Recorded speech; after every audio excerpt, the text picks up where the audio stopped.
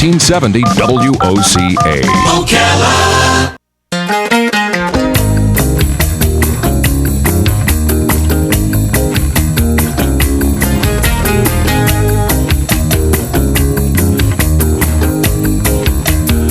All right, 25 minutes before 11 o'clock.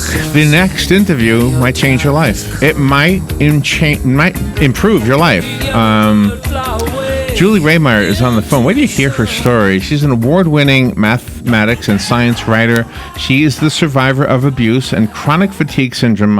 It's the chronic fatigue syndrome mostly that she's going to help you understand, because you might be experiencing something as severe or similar. Her parents died when she was 18, it says here. She's a contributing editor to Discover Magazine, New York Times, The Washington Post, Wired, Slate, Science News, NPR. She's got so many credentials, and it's an honor to have her on our little show. Her book is called Through the Shadowlands. It's her journey into an illness science doesn't understand. And Julie Rehmeyer. Good morning, Julie. I've got the cover of the book, by the way, streaming on the podcast of this broadcast. Good morning, Julie. How are you? I'm doing well. It's a pleasure to be here. Thanks so much for having me. Where are you calling from? Santa Fe, New Mexico. Did you move there from somewhere else?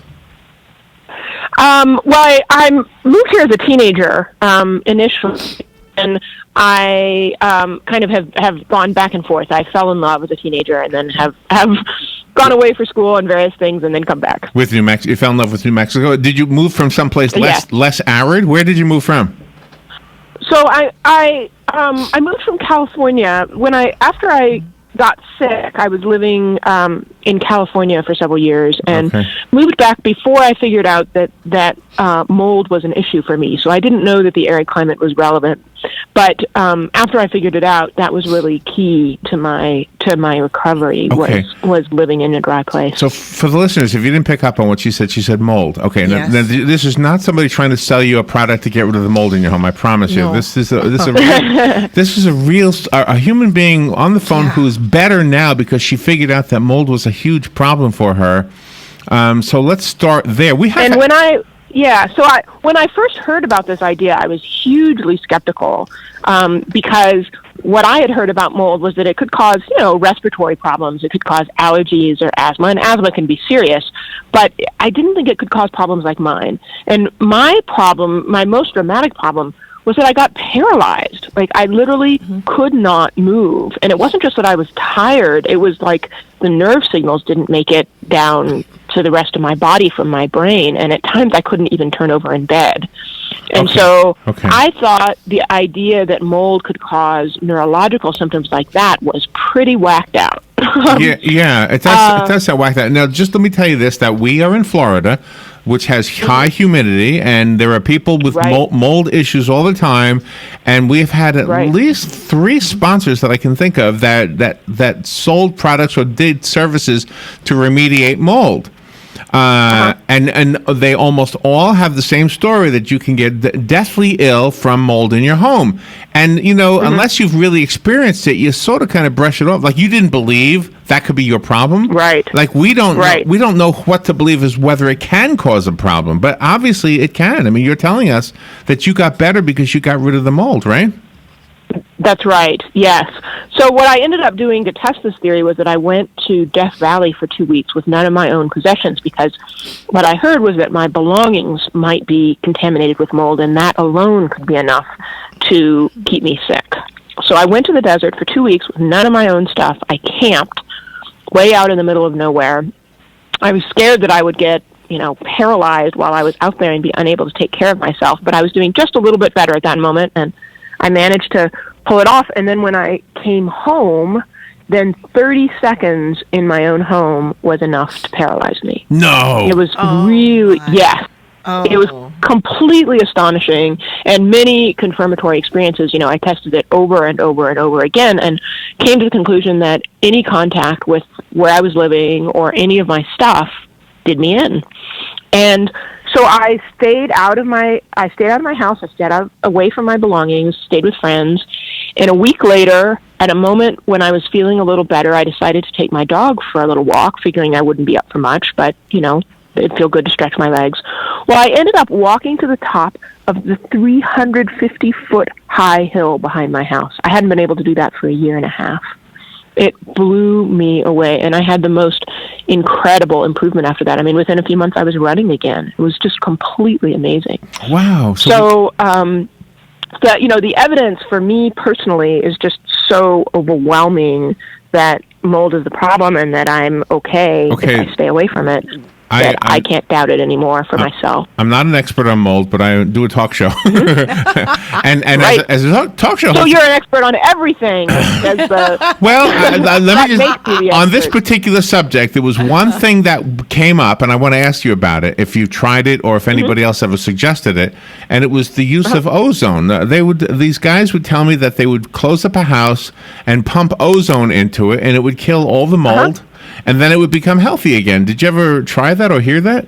That's that. So ozone is a valuable tool for me, but that's a pretty major overstatement about what it can do. Okay. So first of all, if you've got mold growing in your house, you have to get rid of it.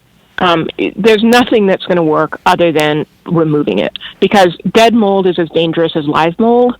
With dead mold, it like little bits of the mold flake off, and there are studies showing that the mold itself in the air, when we breathe it in, causes an immune response and lots of problems. So if you have mold in your house, the only solution is to get rid of the mold in your house.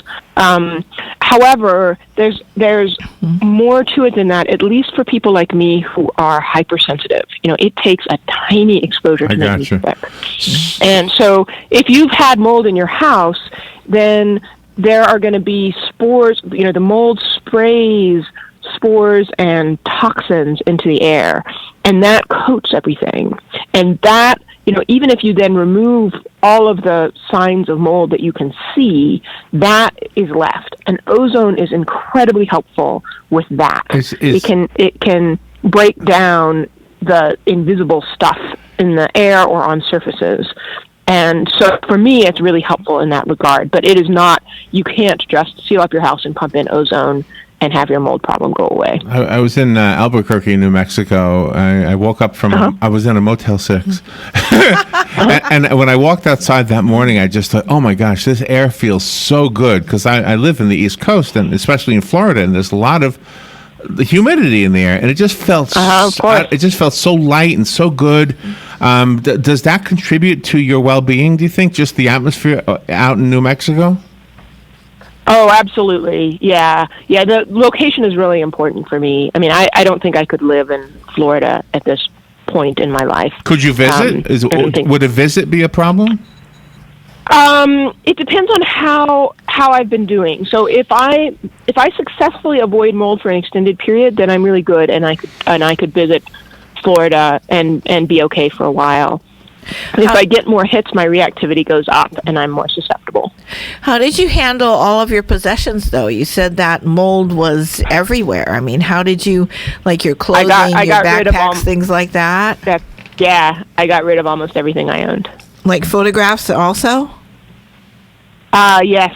I scanned them in, but yeah, everything. The only things I kept were metal and glass, because they can be cleaned well enough, but everything else I had to get rid of. But, at that point, I had been sick for 12 years. I had been bedbound about half the time for a year, and had gotten to the point where it was kind of like game over. I didn't have any prospects for getting better. I couldn't really support myself. I was living by myself. I couldn't really take care of myself. So at that point, getting rid of my possessions really felt like small potatoes. It was like, fine, off they go. Because did you feel that you would have to go to a nursing home to live out the rest of your life? That's exactly what I worried about. That was exactly what I worried about. I was 39 years old, and it was like, I don't know what's going to happen to me. I didn't have family that I could, go move in with. And, if I had gotten just a very little bit worse, I would not have been able to get by. And that was kind of the only future I could imagine for myself at that moment. Did your dog get ill too from the mold? No, my dog never did get ill. She's a resilient girl. Oh, so she didn't bother you at all then? I mean, you weren't allergic to her or anything like that? No, no, not at all. Julie Rehmeyer is our guest. The book is called Through the Shadowlands, and we've only really just scratched the surface of what is in this book. So on the other side of the break, let's talk a little bit about some of the other things in the book. You explore some of your religious thoughts. You explore some of your human relationship issues. So let's talk about them on the other side. It's a deeper book than we've really let you on to know about. So let's find out how deep it gets on the other side. Through the Shadowlands, Julie Rehmeyer will be right back with Julie after this break. Broadcasting from the Paddock Mall Studios, this is WOCA, Ocala, Gainesville, The Villages, 13... Hi, I'm Seth with AA Lock, Dock, and Security. Have you ever thought about the locks or security on your house or business? Have you ever wondered why the keys to your new car cost so much? Well, at AA Lock, Dock, and Security, we can help with securing your valuables. We can even replace those expensive transponder keys. We can give you the knowledge that no one else will. Call AA Lock, Dock, and Security at 867-1965. That's 867-1965. Veterans are the foundation upon which our freedom is built. Listen to The Source, WOCA, each Thursday at 9 a.m. to Veterans News with Hank Whittier from Vets Helping Vets. You'll hear tributes, information on veterans issues, and stories that will make you laugh, cry, and feel proud. Veterans News always focuses on the military, past and present, and on our first responders. Veterans News is brought to you each week by Bob Wine's Camellia Gardens and Nursery, keeping you blooming since 1952. Here's what you may have missed on the John Tesh Radio Show. We could all take a page out of the toddler book. Whether you deserve a raise or the restaurant server brings you the wrong entree, go ahead and speak up. Hang out with happy people more often. Positive emotions tend to be contagious. People who took aspirin regularly for at least 6 years ended up being 11% less likely on average to die of cancer. Intelligence for your life on the John Tesh Radio Show. Don't miss this stuff.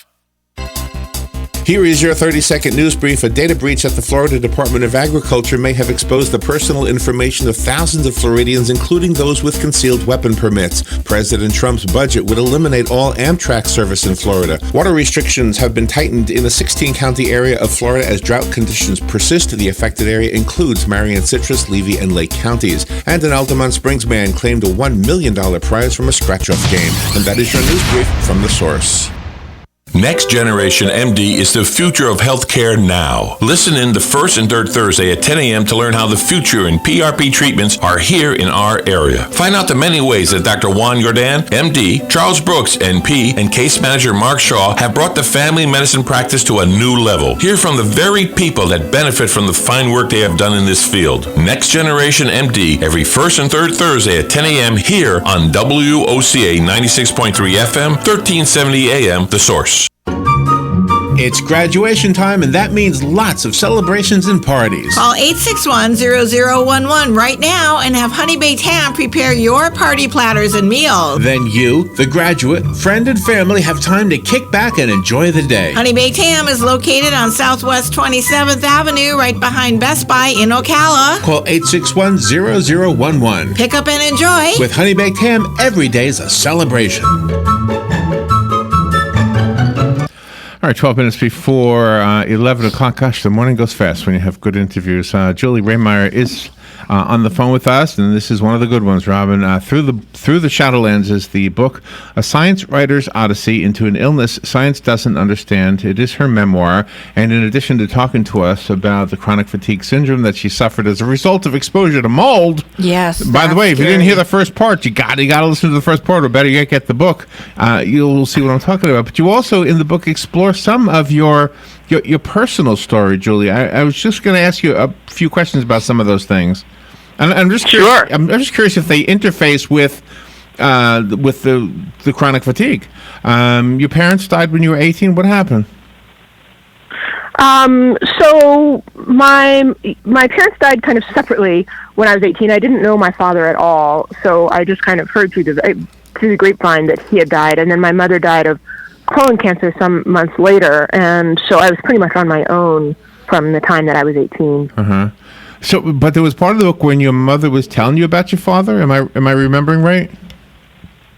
Yeah. So my parents were actually married to other people when I was born. So I was a love child. I was a scandal, and then my mother left her husband, and my father stayed with his wife. So my mother raised me on her own. And then many years later, long after he had died, I got in touch with my half siblings, his children. He had 5 children before I was born. And so I finally got to kind of learn about him through my half siblings, which was a really amazing and wonderful experience. And one of the things that I recount in the book is how I managed to connect with them, and how that was a part of a more general way that I kind of transformed this sense of abandonment that was really acute with the illness. I mean, it was partly my own individual psychology, having my parents die when I was so young and being entirely on my own the way that I was. There was a very strong sense of that within me already. But the chronic fatigue syndrome, I think, induces that for almost everyone who has it, because it's not, there's very little scientific research on it. It receives a lot of scorn, and it's incredibly debilitating. And so you're struggling with this thing kind of all on your own, and you feel kind of reviled by the rest of society.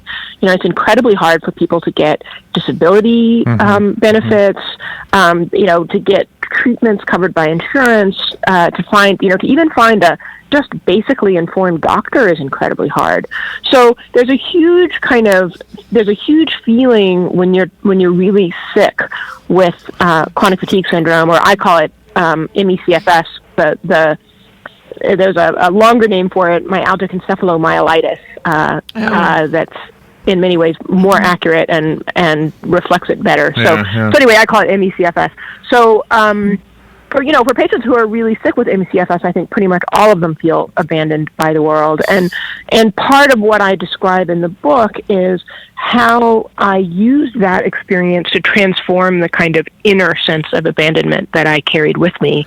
And part of that was through reconnecting with my siblings. Okay, so did all of that, everything that we know so far, and we've only been speaking to you for 18 minutes or so, how did that all play a role in your life in regard to God or a rejection of religion in general? I mean, did it affect you in any way in that regard? Yeah, definitely. So my mother was a Christian Scientist, and for her, I mean, that what people mostly know about Christian Science is that Christian Scientists don't go to doctors. And she did reject medicine by and large. But the kind of central thing really was that she believed that the true reality was spiritual rather than physical, and that the way to really be effective in the world was by working on the spiritual level. So I'm not a Christian Scientist. However, that general perspective informed my sense of the world in a really big way. We absorb these things as kids in pretty deep. And so when I was so sick, that was kind of a resource for me to draw on, was, a sense of, okay, I don't see a practical outward path to wellness right now, but that doesn't make me feel hopeless, because I have this sense of there's this deeper spiritual reality, and that by working on myself, working on my own emotions, kind of staying open to my experience, I may find a way forward that I can't see right now. The conversations you had, and I think it was online with people on the internet, the stuff you read that kind of led you to the... I don't know if the realization is correct at this point in your story, but to the speculation that maybe getting into a non-mold environment could fix almost everything was contrary to what you believed. I mean, it seemed like snake oil or whatever, right? I mean, it must have seemed... Absolutely. Yeah, but yet it worked. And all the people who were saying it might work were telling you the truth. It's true, yes. And so the person who came up with this theory in the first place is a guy named Eric Johnson, who lives in Reno, Nevada. He got sick with chronic fatigue syndrome back in the 80s and figured out this connection with mold. And I went to meet him and had lunch with him, and he ranted about how MECFS researchers had not listened to him, and he had done everything possible, including stalking them, in his words, to get them to listen to him, and they still hadn't. And he said, "Can you believe it?" And I thought, somehow I can believe it. If I weren't so desperate, I wouldn't be listening to you either. Right. Wow. Yeah, sure, so then he took me, and then he took me to moldy places, and it made me sick, and it was completely astonishing. Were you dating him? I mean, my word. I mean, if a lot of girls say guys take them to moldy places. Oh my goodness, no. No, okay, I don't know. I was trying to make a joke there. The guys take girls to moldy places all the time. What a fascinating! Oh my gosh, you know how many people you're helping with this story, though? I hope so. Yeah, I hope so. You know, my hope for the book is that it helps people on a variety of levels. I mean, I do think that there are an awful lot of people who are being made sick by mold, and I hope the book will reach them and, you know, give them ideas about how they can move forward and improve their health. I also, in many ways, the book is really not a health book at all. You know, it's more deeply, it's about, like, how do you live your life in face of the understanding that you really are fundamentally not in control. And I think most of us deal with that by pushing it out of our minds. You know, we just sort of, we construct our lives in a way where we feel fairly in control in a day-to-day way, and we know, yeah, I could get hit by a car, I could get sick, you know, all kinds of things could happen, but most of the time they don't, and it's okay. But when you're really sick the way that I was, you can't push that out of your mind, and particularly with something like chronic fatigue syndrome that is so unpredictable in a day-to-day way, and you have this very immediate sense of, I am not in control of my life. And so the book, in the deepest sense, is about how do we live with that? How do we stay really aware of the fact that we're not in control, that all kinds of things could happen, and we can't stop it. We can't make it go the way we want it to go, and still have a meaningful life.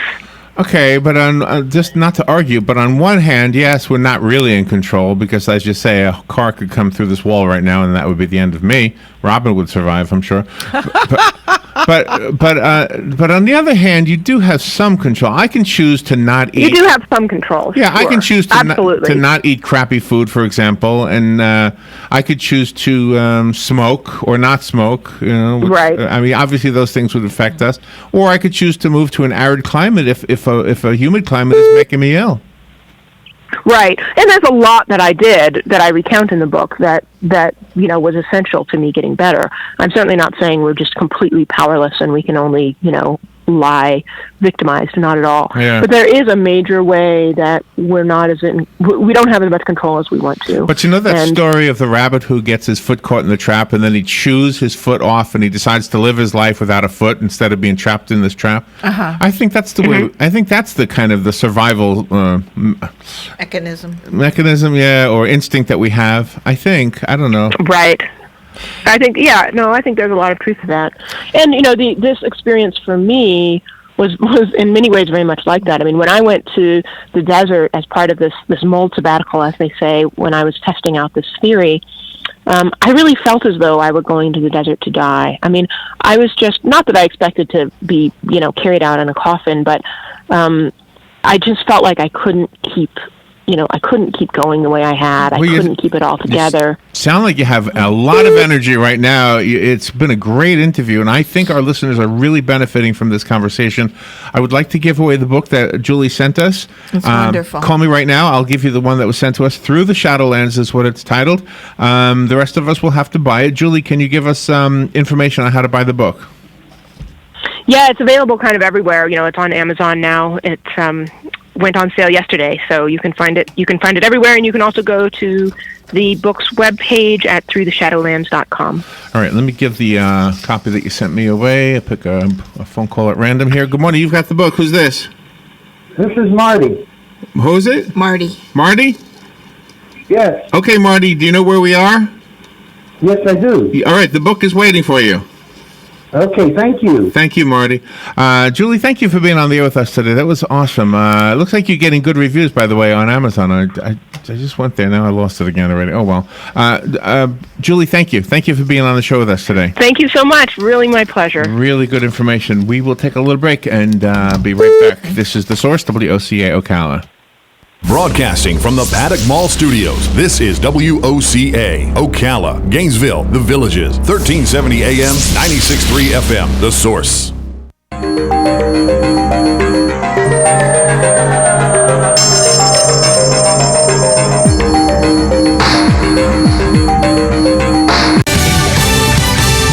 Fox News Radio, I'm Carmen Roberts. In Britain, Manchester police say they're working intensely to find all those responsible for the terror attack on a concert this week that killed 22. This afternoon, we entered an address in Manchester city centre using a controlled explosion. Officers are